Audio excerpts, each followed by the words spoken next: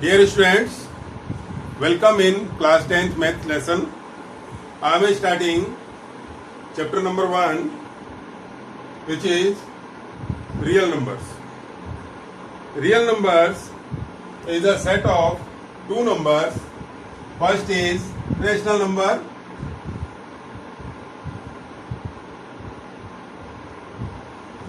and other is irrational number.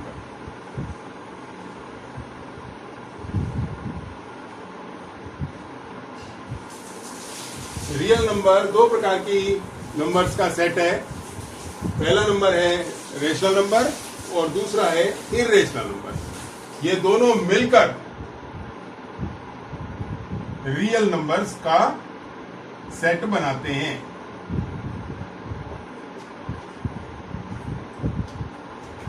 अब प्रश्न उठता है कि रेशनल नंबर क्या है और इरेशनल नंबर क्या है. तो क्लास 9th में आप दोनों प्रकार के नंबर्स को पढ़ चुके हैं. रेशनल नंबर्स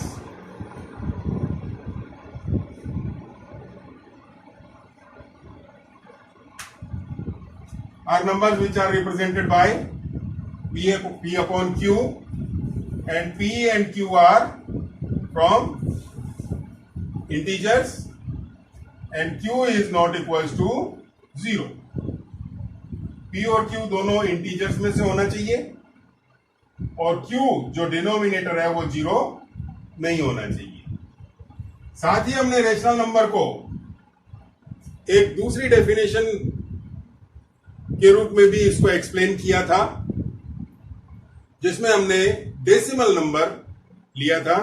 और डेसिमल नंबर में भी कुछ आपको टेक्निकल वर्ड्स याद होंगे 9th में, जैसे टर्मिनेटिंग, नॉन टर्मिनेटिंग, ठीक है. और इसके बाद आया था रिपीटिंग और नॉन रिपीटिंग. तो मैं सबसे पहले बात कर रहा हूं टर्मिनेटिंग डेसिमल की. What do you mean bye terminating decimal?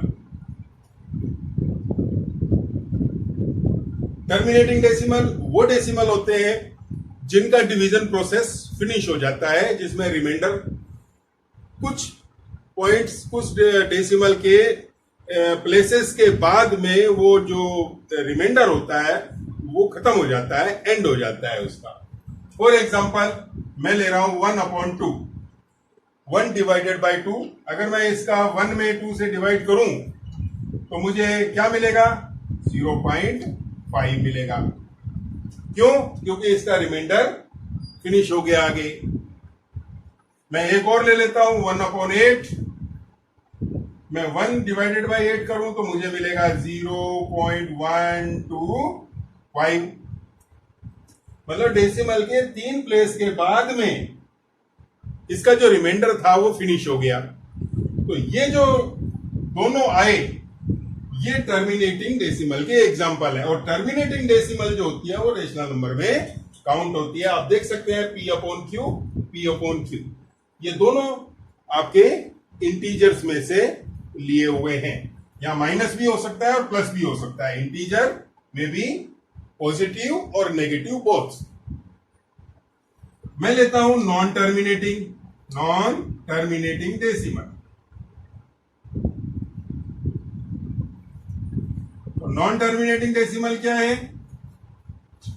Non terminating decimal वो होता है जिसमें कि डिवीजन प्रोसेस फिनिश नहीं होता है, कुछ ना कुछ रिमाइंडर हर बार बचता है.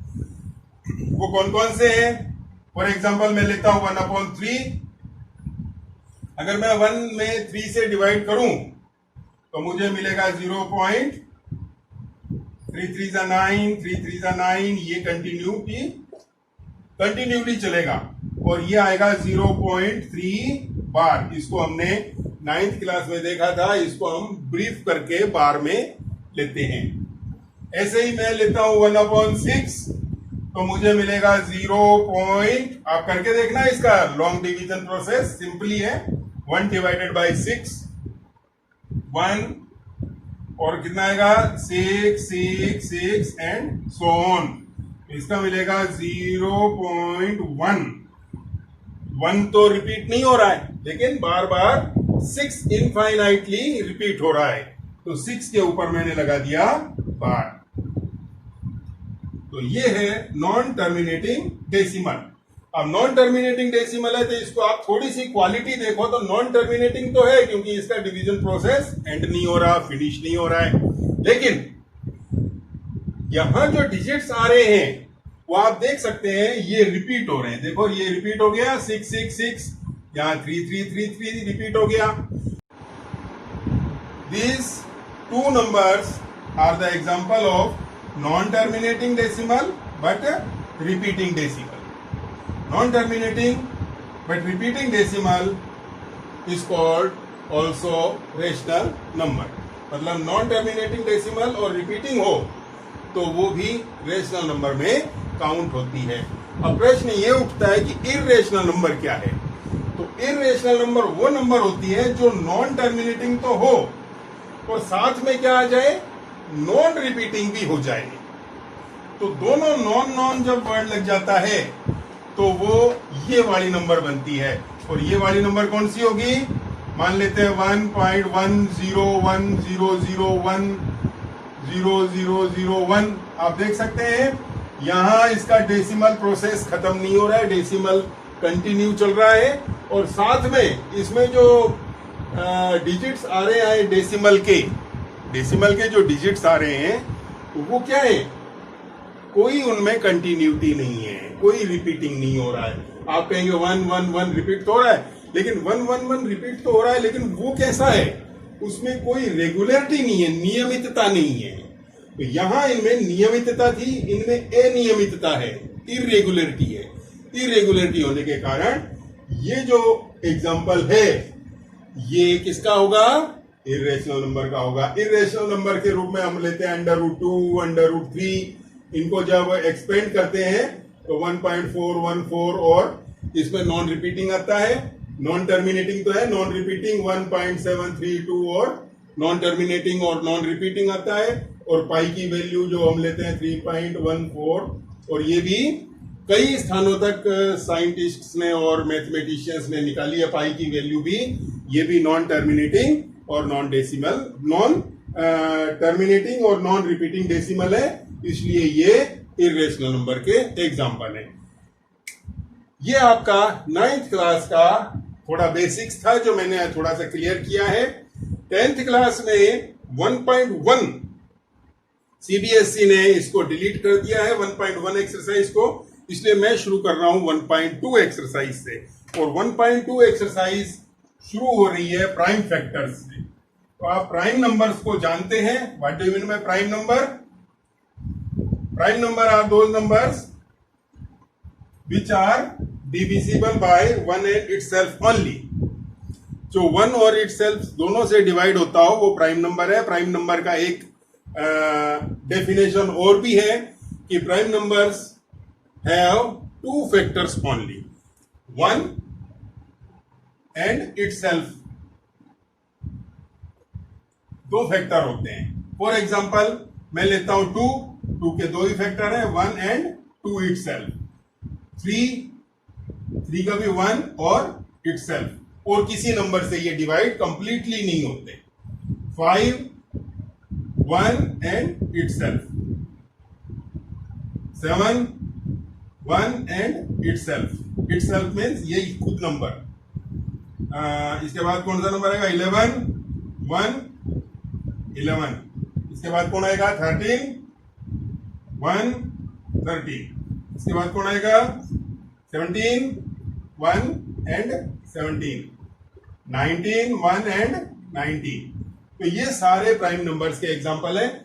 आपको जो प्राइम फैक्टर्स का जो क्वेश्चन आ रहा है उसमें यही वाले नंबर्स आपको यूज करने हैं प्राइम फैक्टराइजेशन में। और आपको एक बड़ा नंबर मिलेगा, उसके प्राइम फैक्टर्स आप करेंगे, जो आपके लिए कोई बड़ी बात नहीं है करना। 10th स्टैंडर्ड में है आप, और उनको प्राइम फैक्टर्स करके और उनका थोड़ा पावर नोटेशन में उनको उनके जो प्राइम फैक्टर्स हैं उनको शो करना है। देखिए कैसे। फॉर एग्जांपल मैं एक ले लेता हूं, एक सिंपल एग्जांपल ले लेता हूं 100। Find the prime factors of 100। तो 100 में हम आपको पता ही है कि 1 प्लेस पर 0 होता है, तो 2 से डिविजिबिलिटी स्टार्ट करते हैं हम, और 2 is our first prime number. 50। 2 से डिविजिबल किया है तो हाफ करके लिख देना इसको, हाफ करके 2 से फिर डिवाइड किया है क्योंकि वंस प्लेस पे 0 है। 25 हाफ करके लिख दिया। 5 आ गया तो 3 या 5 से डिविजिबल होगा। अब यहाँ 5 से साफ दिख रहा है, 3 से डिविजिबल नहीं है ये। 5 5 जा 25 और 5 1 जा 5। कितना आया? 100 इक्वल्स टू कितने? इसके हमने फैक्टर्स कर दिए, ये प्राइम फैक्टर्स है, ये प्राइम नंबर्स हैं, सारी प्राइम नंबर्स है ये। तो 2 इंटू 2 इंटू 5 इंटू 5। हम इनको थोड़ा सा ब्रीफ करके लिख सकते हैं। 2 इंटू 2 को लिख सकते हैं हम 2 raise to the power 2 into, और ये 5 इंटू 5 है तो इसको क्या लिख सकते हैं हम? 5 रेज टू द पावर 2। अब क्वेश्चन नंबर 1 में आपको कुछ एग्जांपल्स दिए हैं, जैसे 5005 फॉर एग्जांपल मैं ले लेता हूं। ये क्वेश्चन नंबर 1 का मेरे ख्याल से 4th पार्ट है। This is the 4th part of question number 1। Divide by 5. What is the reason to dividing this number by the 5? Because sum of digits is 10 and 10 is not divisible by 3. तो हम direct इसमें 5 से divide करेंगे। 5 1 जा 5, 0 0 1। Now one's place has 1. It may be completely divided by divisible by 1, 3, 7 और 11। तो 3 से divisible करें तो 1 and 1 plus 1 2। 2 is not divisible by 3, so we will try by 7। हम 7 से स्टार्ट करेंगे क्योंकि 1 है वंस प्लेस पे, तो 7 की टेबल में 7 1 जा 7, 7 2 जा 14 और 7 3 जा 21 आता है। तो हो सकता है कि यहाँ 21 1 को इंक्लूड कर ले, तो इसलिए मैं 7 से ट्राई कर रहा हूं। तो 7 1 जा इसमें डिवाइड कर रहा हूं, 7 1 जा 7, तो 7 यही छोड़ा और 3 को आगे कैरी फॉरवर्ड कर दिया। अब ये 30 हो गया। 30 डिवाइडेड बाय 7, तो 7 4 जा 28 आ जाएगा। 28 आ गया इसमें, तो 28 को यहीं छोड़ दिया और कैरी फॉरवर्ड कितना हुआ? 2, 21 हो गया। तो 7 3 जा 21। देखो वही बात हुई, 1 को इंक्लूड कर लिया 21 ने, तो ये आ गया 143। अब 143 किससे डिवाइड होगा? 143 3 से तो डिवाइड होने से रहा, क्योंकि पहले ही 3 से डिवाइड नहीं हो रही थी ये नंबर। अगला हम 7 के बाद में जो प्राइम नंबर आता है, 7 के बाद में कौन सा प्राइम नंबर आता है? 11। तो 7 के बाद में नंबर लीजिए 11 का। तो 11 का जब डिवाइड करेंगे तो 14 में आपको ट्राई करना पड़ेगा, 1 से तो होगा नहीं। तो 11 1 जा 11। अब 11 को तो यही छोड़ना पड़ेगा, और ये कितना एक्सीड है ये 3, तो 3 को कैरी फॉरवर्ड कर दिया, तो 33 हो गया। 11 3 जा 33। अब देखो खुद ही प्राइम नंबर यहां नजर आ रहा है आपको, तो 13 1 जा 13। ये आपका हुआ इसका 5005 का प्राइम फैक्टराइजेशन। तो 5005 का प्राइम फैक्टराइजेशन कैसे लिखेंगे आप? ऐसे, you will write like this, 5 into 7 into 11 into 30। कोई रिपीटिंग नहीं हो रहा इसमें, कोई जो है प्राइम नंबर रिपीट नहीं हो रहा, इसलिए एक्सपोनेंट एंड पावर में नहीं लिखेंगे, इसको ऐसे ही लिख के आपको छोड़ना पड़ेगा। और this is our answer. You can try rest of questions. Now I am coming on question number 2 of exercise number 1.2, and question number 2 is find the LCM and HCF of the following pairs of integers. Verify LCM into HCF equals to product of two numbers. इस question को करने के लिए आपको क्या करना है? Second question को करने के लिए फॉर्मूला ध्यान रखना है, LCM least common multiple into highest common factor HCF। Equals to क्या होता है, प्रोडक्ट ऑफ टू नंबर्स। जिन नंबर्स का ये एलसीएम और एचसीएफ निकाला है उनको अगर इंटू करते हैं दोनों को, तो प्रोडक्ट ऑफ टू नंबर्स उसके इक्वल आता है। तो यहां लिख सकते हैं हम first number into second number. और आपको ये वेरीफाई करना है कि इन नंबर्स का एलसीएम और एचसीएफ निकालें और उसका प्रोडक्ट करें तो दोनों नंबर्स के मल्टीप्लाई करने के इक्वल आता है। तो किस किस नंबर का आपको चेक करना है, बहुत सारे 3 एग्जांपल्स दिए हुए हैं, मैं थर्ड एग्जांपल कर रहा हूं, बाकी आप कर लेना। इसका थर्ड एग्जांपल मैं कर देता हूं, वो है 336 एंड 54। 336 इंटू 54 मतलब एंड है, ये बीच में 2 नंबर से। तो 336 और 54 का आपको एलसीएम निकालना है और इन्हीं दोनों नंबर्स का आपको क्या निकालना है, एचसीएफ निकालना है। तो एलसीएम निकालने का शॉर्ट मेथड आपको पता है, कॉमा वाला मेथड। देखिए ऐसे, ये एलसीएम निकाल रहा हूं मैं, एलसीएम। देखो ये भी 1 प्लेस पे 6 है और इसके भी 1 प्लेस पे 4 है, तो इसको 2 से डिवाइड करिए। 2 से डिवाइड किया, इसको अलग अलग करेंगे, ये अलग नंबर है, दोनों नंबर्स अलग है। इसमें यहीं तक ही कैरी फॉरवर्ड करना है और इसमें अलग से कैरी फॉरवर्ड होगा। यहां तक आने के बाद में इस नंबर को अलग से कंसीडर करना है, ये सेपरेट है बिल्कुल, ध्यान रखेंगे। 2 1 जा 2, 2 को यहीं छोड़ा, कैरी फॉरवर्ड कितना हुआ 1। 3 था, एक ज्यादा था, एक्सीड था, 1 को इधर डाल दिया, अब ये कितना हुआ 13। 2 6 जा 12, 2 7 जा 14 हो जाएगा, ये 13 ही है। तो यहां पर कैरी फॉरवर्ड कर दिया 1, 2 8 जा 16, ये यही फिनिश हो गया। अब आपको ये कॉमा प्लेस करना है और नेक्स्ट नंबर पर जाना है। 2 2 जा 4, 2 3 जा 6 हो जाता। तो 5 में 2 का डिवाइड 2 टाइम्स ही होता है, 2 2 जा 4। अब ये ज्यादा था 1, तो 1 को कैरी फॉरवर्ड कर दिया, ज्यादा आगे ले लिया। 2 7 जा 14, ठीक है।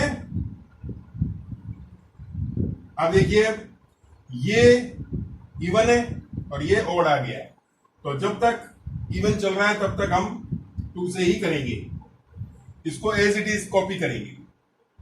2 8 जा 16, 2 4 जा 8, आगे 27 कॉपी पेस्ट, क्योंकि 27 में डिवाइड हो ही नहीं रहा है। 27 is not completely divisible by 2। फिर यहां 4 आ गया, इवन नंबर, ये ऑड है, इसमें 2 से डिवाइड करेंगे। 2 4 जा 8, 2 2 जा 4 और फिर 27। 27 को एज इट इज उतारा, आगे चले। 2 2 जा 4, 2 1 जा 2 और ये 27। देखिए ये नंबर इवन जब तक चल रही थी तब तक हमने 2 से डिवाइड कर दिया, भले ही दोनों में से एक नंबर इवन है तो हम 2 से ही डिवाइड कंटिन्यू रखेंगे। अब देखिए ये दोनों ओड हो चुकी है, दोनों ओड हो चुकी है, तो ये 3 से डिविजिबिलिटी बन रही है इनकी। तो डिवाइड बाय 3 नाउ। 3 7 जा एंड 3 9 जा 27। Now divide by 3 again. 7 3, 7 में नहीं जाएगा 3 का, लेकिन 9 में चला जाएगा। फिर 3, फिर बता सकते हैं किससे जाएगा, 7 से। 7 1 जा 7 and 1 is already there, so copy it. 2 number ली थी, दोनों के नीचे ही 1 1 बच गया, तो ये आपका पूरा एलसीएम आया। तो एलसीएम के लिए इन सब का आपको मल्टीप्लाई करना है। तो एलसीएम आपका बनेगा 2 into 2 into 2 into 2 4 times 1 2 3 4 and 3 times 3 3 times 3 and 1 time 7. Now multiply 2 2 ja 4 2 ja 8 16 48 48 into 9 and into 7.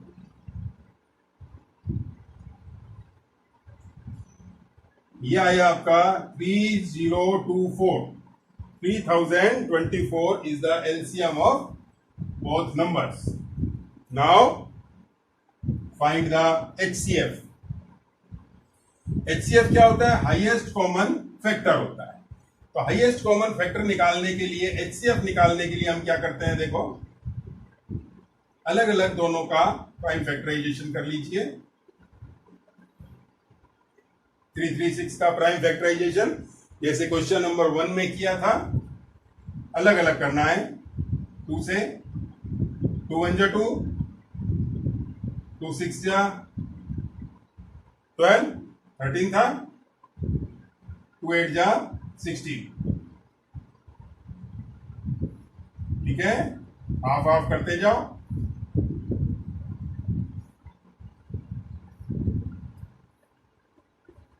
ये देखिए, ये 336 का प्राइम फैक्टराइजेशन आया. और ऐसे ही आप 54 का प्राइम फैक्टराइजेशन कर लीजिए.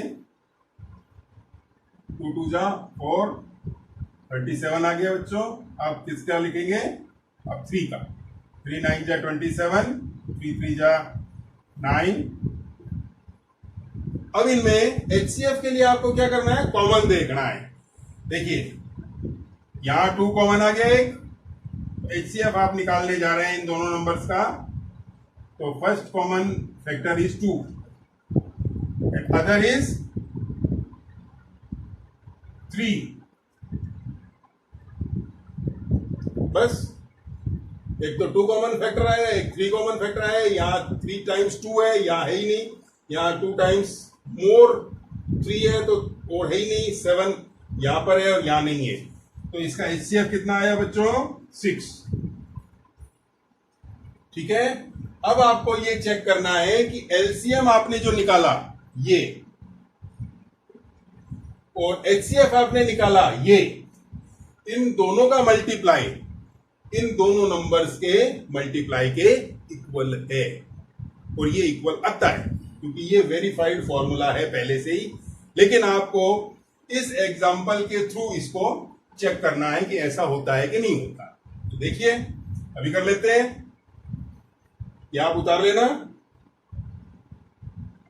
तो मैं यहां लिख रहा हूं 3024 इंटू 6. 3024 इंटू 6 करता हूं मैं. इंटू करता हूं इसको. 6 4 जा 24, कैरी हो गया 2.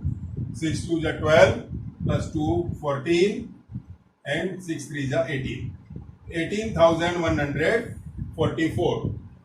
लेकिन अगर मैं इन दोनों नंबर्स को भी लिखूं यहां पर, तो क्या इनका मल्टीप्लाई इसके इक्वल आता है? 336 इंटू 54 करके देखें. 4 6 जा 24, 4 3 जा 12, 14 1 क्रॉस किया. 5 का मैं शुरू कर रहा हूं अब 5 से. 5 6 जा 30, 5 3 जा 18, 15 15 प्लस 8 18, 3 18 1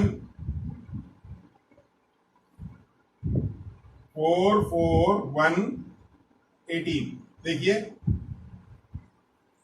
18,144.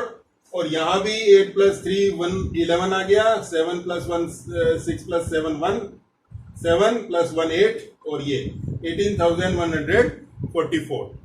तो ये आपका वेरीफाइड हो गया. यहां लिखेंगे आप, because LCM into HCF equals to first number into second number. दोनों का मल्टीप्लीकेशन किया इधर नंबर्स का, और यहां LCM और HCF का मल्टीप्लाई किया. एलसीएम में भी हमने अलग से निकाला था, एचसीएफ भी अलग से निकाला, और इन दोनों के आंसर को मल्टीप्लाई किया तो ये नंबर आया, और इन दोनों नंबर्स को आपस में मल्टीप्लाई किया तो इनका जो मल्टीप्लिकेशन है वो इस मल्टीप्लिकेशन के इक्वल आ रहा है, तो यहां लिखेंगे दिस इज वेरीफाइड। वेरीफाइड। ठीक है बच्चों, आज यहीं तक ही, नेक्स्ट लेसन में फिर मिलते हैं। Till then bye.